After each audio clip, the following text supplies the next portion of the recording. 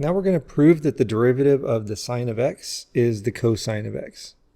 We're going to do it using the limit definition of derivative. When we apply that to the sine function, we have the limit as h approaches 0 of the sine of x plus h minus the sine of x divided by h. And when I do this in class, people usually start groaning because they realize they need to remember the formula for the sine of alpha plus beta. So I'll just remind you of that. It is the sine of alpha times the cosine of beta plus the cosine of alpha times the sine of beta.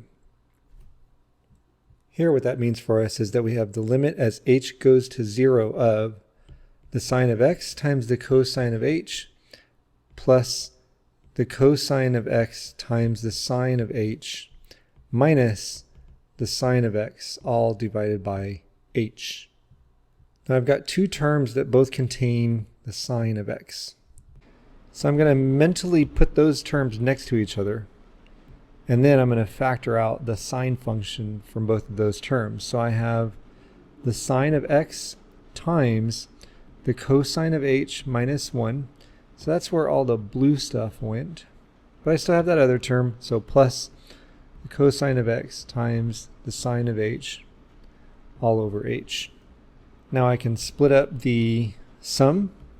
So I have the limit as h approaches 0 of the sine of x times the cosine of h minus 1 over h plus the limit as h goes to 0 of the cosine of x times the sine of h over h.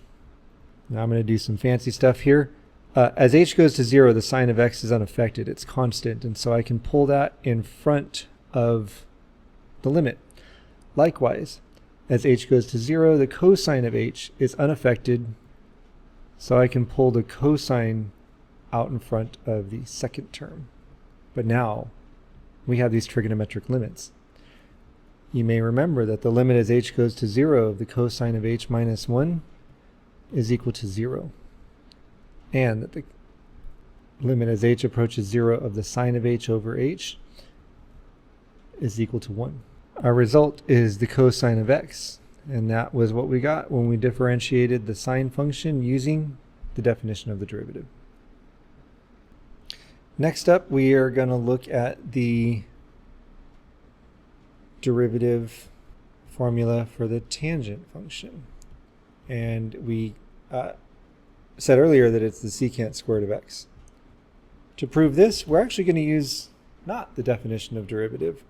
We're going to use the quotient rule, because the tangent function can be expressed as the sine of x divided by the cosine of x.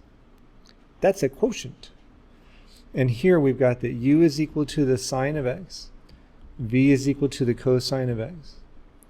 So u prime is equal to the cosine of x. We just proved that. I encourage you to prove for yourself that for v equals the cosine of x, v prime is the negative sine of x. Applying the quotient rule here, we have u prime v is going to be the cosine squared of x minus uv prime is negative sine squared of x, so that becomes plus the sine squared of x. All divided by, let me give myself a little more room, all divided by v squared, v being the cosine of x, means we are dividing by the cosine squared of x. The numerator is then 1, the denominator is the cosine squared of x, the reciprocal of the cosine squared of x is the secant squared of x. And at this point, I would encourage you to find the derivative of the cotangent function so you can see where that minus comes from and why it's a cosecant.